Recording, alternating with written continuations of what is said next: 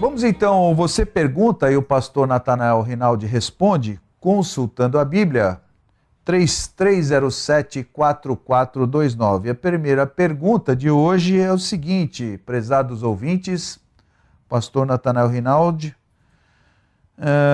sobre o que a Bíblia quer dizer quando usa o termo vida eterna.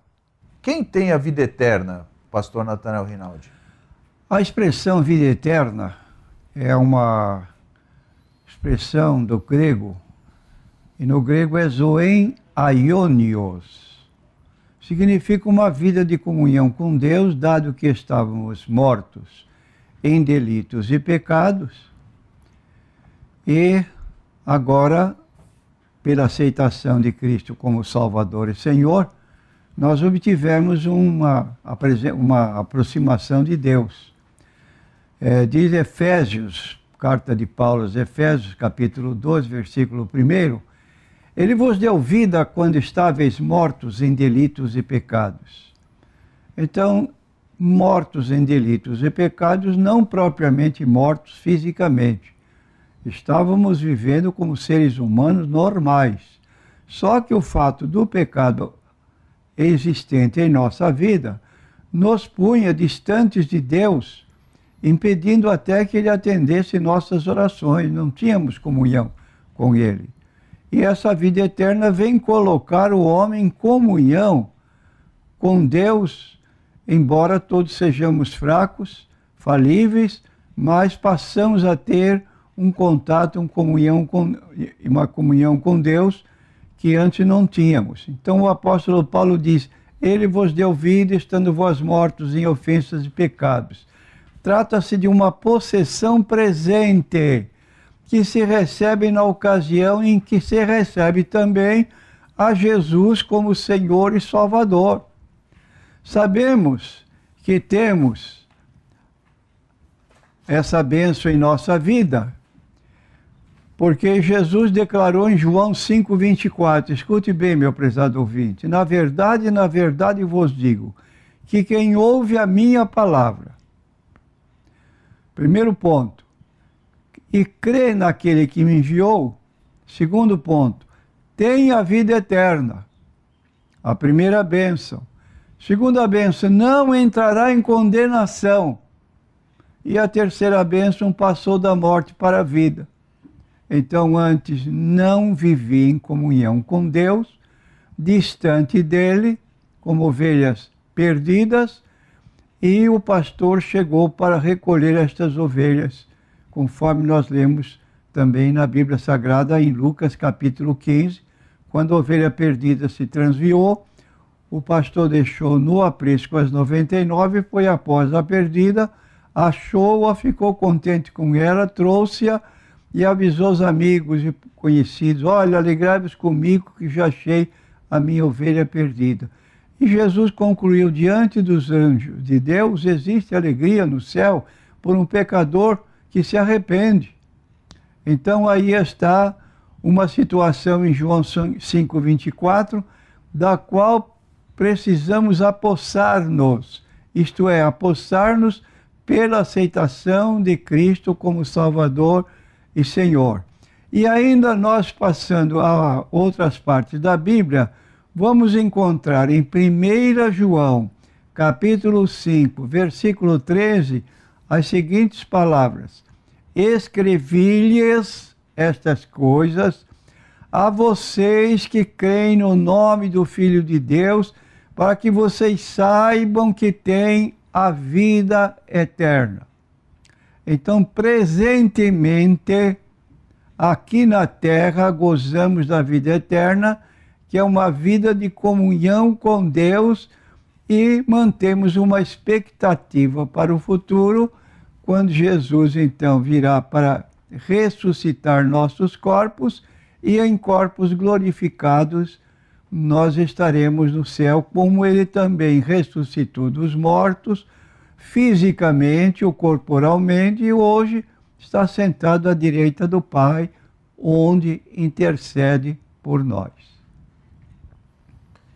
Muito bem, próxima pergunta, que diz o seguinte: qual a diferença, pastor Natanael Rinaldi, entre revelação e inspiração da Bíblia? Aparentemente são sinônimos, mas deve haver alguma diferença, não?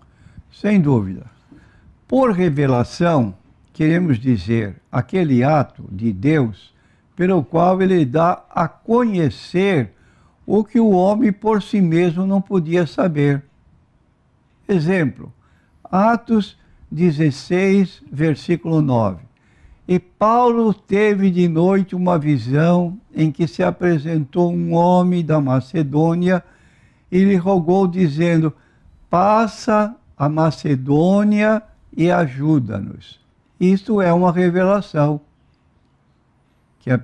que qualquer um de nós pode ter para que façamos um trabalho que Deus quer que façamos e nos revela de qualquer forma, de qualquer maneira. Agora, em Atos 16, versículo 10, vamos notar: e logo depois desta visão, procuramos partir para Macedônia, concluindo que o Senhor nos chamava para lhes anunciarmos o Evangelho. Então aí está o que é revelação. Por inspiração, queremos dizer que o escritor da Bíblia, ao escrever a revelação recebida de Deus, ele foi poupado de cometer erros. 2 Timóteo, capítulo 3, versículo 16. Toda a Escritura é divinamente inspirada, proveitosa para ensinar, para redarguir, para corrigir, para instruir em justiça. Então aí está duas situações diferentes. Cuidado com pessoas que vivem se guiando por revelações. Ele não se baseia mais na Bíblia, tudo que ele faz, ele diz que é revelações. E nós precisamos provar. E a pessoa perguntará: como é que eu vou saber? Se ele vem com uma revelação, uma profecia que não se cumpre, e a prova de uma revelação, de uma profecia, está no livro de Deuteronômio 18, versículo 20 a 22.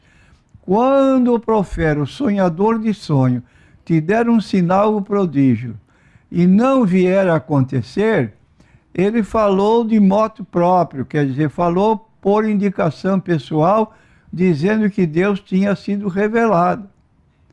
E aí, como não se cumpre a mensagem ou a revelação, ele é um falso profeta. No tempo da lei, ele seria apedrejado. Então, tenhamos cuidado com isso. Agora, a Bíblia, como acabamos de ler, em 2 Timóteo 3,16, ela é conclusiva. Toda a Escritura é divinamente inspirada. E se você me perguntar que prova nós temos de que a profecia é divinamente inspirada? O cumprimento da profecia no seu tempo exato.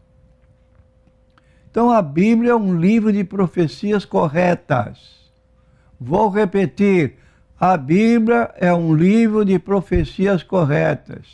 Você pode pegar profecias do Antigo Testamento e pesquisar no Novo Testamento, você vai encontrar exatamente o que o profeta disse na sua situação, no seu tempo, às vezes 500, 600, até 700 anos antes, como no caso do nascimento de Jesus. A cidade onde ele devia nascer, Belém de Judá, profetizada por Miqueias. Os magos que vieram visitar Jesus procuraram-no em Jerusalém. Ficaram decepcionados quando chegaram ao palácio de Herodes e Herodes não sabia de nada. Exatamente como a profecia havia dito, sido estabelecida, era em Belém. Viajaram para lá, depois de consultarem a Bíblia, através dos escribas, e puderam constatar realmente o menino tinha nascido, e foi visitado por aqueles magos que lhe ofereceram oferendas, e ali foram para suas casas contentes, porque viram o cumprimento da estrela que tinham visto e seguiram o seu percurso e foram encontrar então a profecia cumprida perfeitamente. Então nós temos aí essa colocação bíblica que é de fundamental importância, principalmente em nossos dias.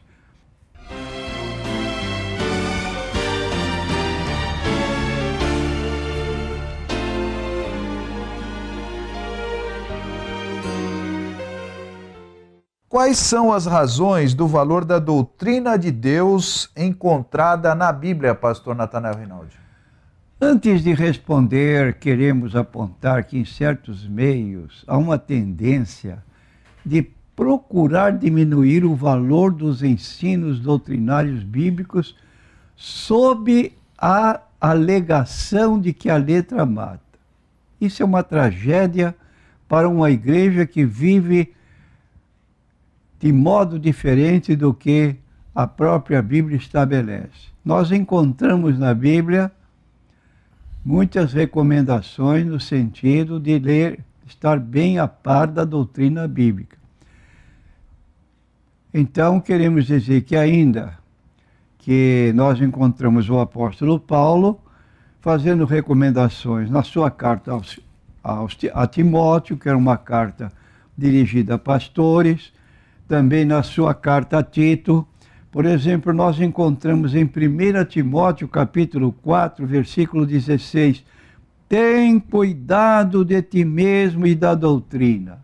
Vou repetir, tem cuidado de ti mesmo e da doutrina. Persevera nas coisas, porque fazendo isto te salvarás tanto a ti mesmo como aqueles que te ouvem. E aqui está essa recomendação do apóstolo Paulo. E concomitantemente, ainda no mesmo capítulo, ele previne. Mas o Espírito expressamente diz que nos últimos tempos alguns apostatarão da fé, dando ouvidos a espíritos enganadores e a doutrinas de demônios. Olha aí o problema. Quem não conhece doutrina bíblica pode aceitar no lugar uma doutrina de demônio. E aí a situação se torna mais difícil para a entidade cujo líder está se fazendo assim guiar por esta forma contrária. O apóstolo Paulo também, na sua carta a Tito, capítulo 2, versículo 1, ele diz: tu, porém, fala o que convém à sã doutrina. Então, há muita recomendação bíblica para nós nos atermos ao estudo da Bíblia Sagrada e não viver guiado por orientações diferentes. Concluindo esta resposta, ainda no livro de Tito, carta de Paulo a Tito, capítulo 3, versículo 10, para os que são recalcitrantes, Paulo diz assim: ao homem herege, depois de uma e outra demonstração, evita-o, sabendo que ele está pervertido e peca, estando já em si mesmo condenado. É uma situação muito grave e eu quero então realçar esse problema de se guiar pela Bíblia, doutrina bíblica, que nós aqui estamos apontando. E baseados nessa alegação que o senhor mencionou de que a letra mata, quais razões o pastor daria para mostrar que essa forma de desprezar o estudo da Bíblia é contrária à própria Bíblia? Nós damos 4 razões como resposta. Primeira razão: o conhecimento doutrinário é essencial para o pleno desenvolvimento do caráter cristão. As crenças firmes produzem caráter forte. Crenças bem definidas também produzem convicções bem definidas. Tem pessoa que não sabe por onde anda. Ele não sabe de nada, de doutrina, nada. Para ele está tudo legal. E há crentes até que se vangloriam. Eu passo 24 horas ligado com o rádio em todas as emissoras. Não faça isso, meu irmão. Você está comendo comida de vários pratos e você às vezes não tem capacidade para discernir o que está ouvindo. Por que não tem? Porque não estuda a Bíblia?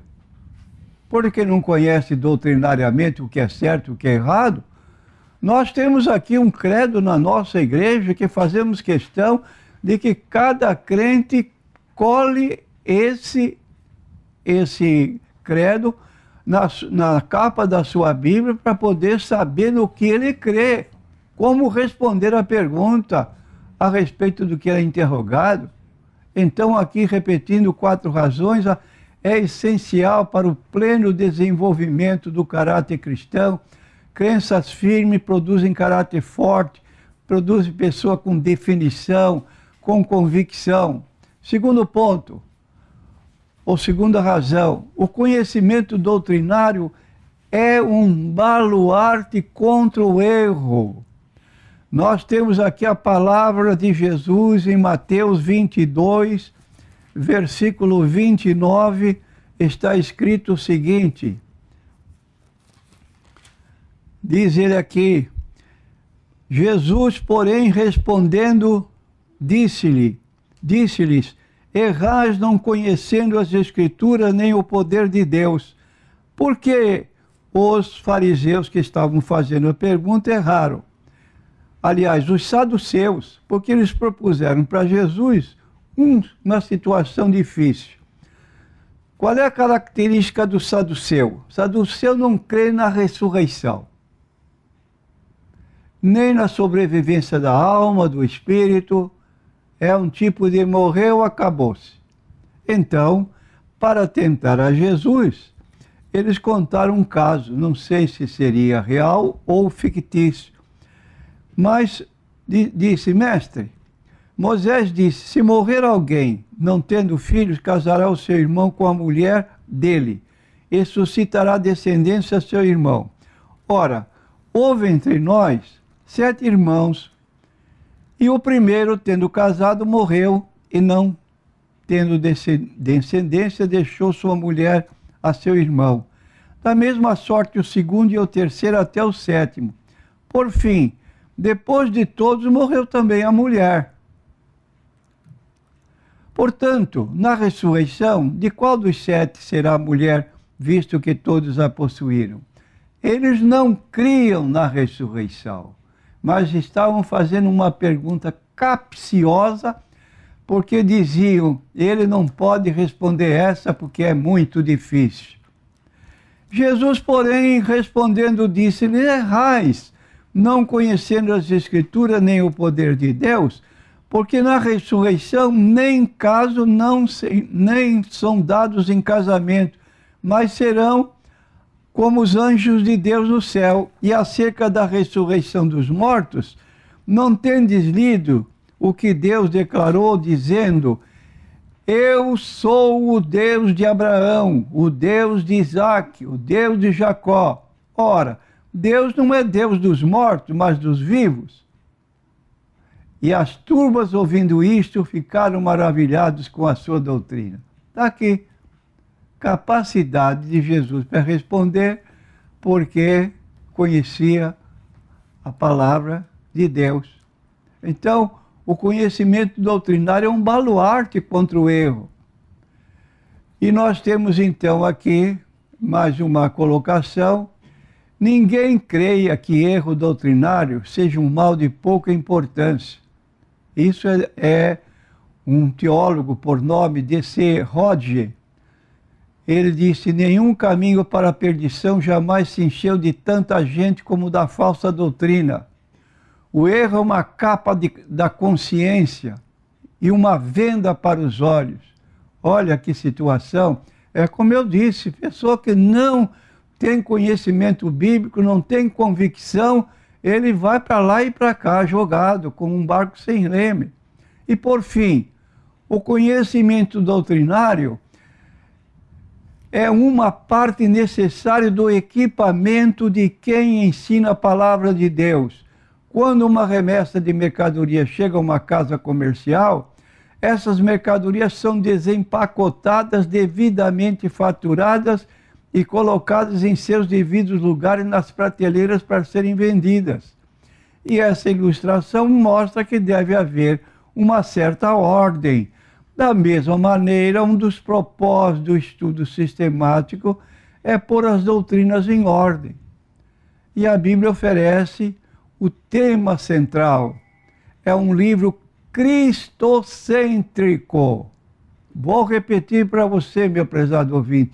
Se você ouvir alguma organização religiosa dizer que a vinda de Cristo para salvar a humanidade é uma questão secundária, retire-se desse meio, porque eles não atinaram com o centro da Bíblia Sagrada. A Bíblia, repito, é um livro cristocêntrico. E o texto base da Bíblia está lá em João 3,16. Deus amou o mundo de tal maneira que deu o seu Filho unigênito para que todo o que nele crê não pereça, mas tenha a vida eterna. E concomitantemente com esse versículo, nós citamos então 1 Coríntios, capítulo 15, versículo 1 a 6, onde está definido o evangelho que nós pregamos biblicamente. Se alguém chega à sua casa e diz que salvação em Cristo é coisa secundária e que o propósito principal de Jesus vir ao mundo é estabelecer o seu reino, você está em lugar errado. Porque Jesus veio com toda a certeza bíblica buscar e salvar os perdidos que somos nós. E aqui nós temos o apoio do apóstolo Paulo, 1 Coríntios 15. Também vos notifico, irmãos, o evangelho que já vos tenho anunciado, o qual também recebestes, no qual também permaneceis, pelo qual também sois salvos, se o retiverdes tal como vos tenho anunciado. Porque primeiramente vos entreguei o que também recebi, que é Cristo morreu por nossos pecados, segundo as Escrituras. Dois fatos importantes. Primeiro, o fato histórico, Cristo morreu. Porque realço, porque o islamismo nega a morte de Cristo. É uma grande religião, uma das maiores do mundo, mas não crê na ressurreição, não crê na morte de Cristo. Foi outro que tomou seu lugar. Isso não é verdade. Então, fato histórico, ele morreu. Fato bíblico, morreu por nós. Morreu por mim, morreu por você, morreu por nós. Morreu por nossos pecados. Segundo as Escrituras, foi sepultado, tinha um corpo de carne e ossos como o nosso, foi sepultado e ressuscitou ao terceiro dia, segundo as Escrituras. Foi visto por Cefa, depois pelos 12, depois foi visto uma vez por mais de 500 irmãos, dos quais vive ainda a maior parte, mas alguns já dormem também. E aí então nós temos a mensagem central da Bíblia Sagrada, que nós devemos pregar. Em Lucas 19, versículo 10, quando Jesus entrou na casa de um homem pecador, tão pecador que esse homem, que Jesus foi acusado por entrar na casa dele, chamava-se Zaqueu. Jesus entrou e o homem fez uma confissão espontânea. Senhor, vou dar metade dos meus bens aos pobres, se em alguma coisa tenho defraudado alguém, o restituo quadruplicadamente. Jesus disse, hoje entrou salvação nesta casa, porque também este é filho de Abraão, porque o Filho do Homem veio buscar e salvar o que se havia perdido. Essa é a missão precípua de Jesus Cristo. Quem pregar outra mensagem está falando uma doutrina fora da Bíblia. Muito bem, pastor, quantas formas existe de o cristão andar? Andar aqui é uma forma popular aqui de se expressar, mas deve ser aqui quantas formas existem de o cristão se portar, de o cristão pensar, de o cristão agir? É a pergunta aqui do irmão. Há somente duas formas de um cristão andar. Isso no simbolismo da nossa posição como crentes e leitores da Bíblia Sagrada. Não é forma de ideal se você caminha bem, está bem de perna ou não. Aqui tem um sentido simbólico. Andar, como é que deve ser o andar do cristão? Na carne ou no espírito? Alguém pode se admirar andar na carne. Como é que ele pode andar se não andar na carne? Isso falando do corpo que nós temos, né? Mas a carne tem um simbolismo. Ela tem apetites, desejos que são normais. Por exemplo, nós temos fome, é um apetite normal. Nós temos necessidade de sexo, é um apetite normal. Só que temos o limite estabelecido pela Bíblia, tanto de comer como também no sexo e outros apetites da nossa carne. Quando extravasa esse limite, aí então constitui pecado. E a Bíblia aponta a isso. Então, pode andar na carne, fazer da sua vontade o que ele quiser. Ele vai dizer para os outros, ninguém tem nada com a minha vida, muito bem, é um direito que lhe assiste, foi dado por Deus, a pessoa faz a escolha, e não pode pedir que Deus abençoe se está andando fora do propósito de Deus. Deus não vai abençoar o que não é certo. Ele nos deu juízo perfeito, e aí nós temos a capacidade de poder escolher. Às vezes, estamos vencidos. Mas pedimos a Deus misericórdia e Ele nos dá a vitória. Então, aí está que andar na carne. Muito bem, pastor. E já na sequência da pergunta, andar na carne, andar no espírito, o que seria andar no espírito? Andar no espírito é justamente o oposto de andar na carne, quando ela ultrapassa os limites estabelecidos da normalidade. Rendemos nossa vontade ao Espírito Santo, confiamos em sua voz tranquila e suave para nos dirigir em todas as coisas. De fato, o Espírito Santo foi enviado para instalar o completo governo de Cristo em nossas vidas. E a Bíblia nos diz, o Senhor firma os passos do homem bom. Salmo 37, versículo 23. E o Espírito faz este ordenamento. Ele deseja guiar e dirigir dentro da vontade do Espírito Santo para que nós vivamos nessa forma que agrada a Deus.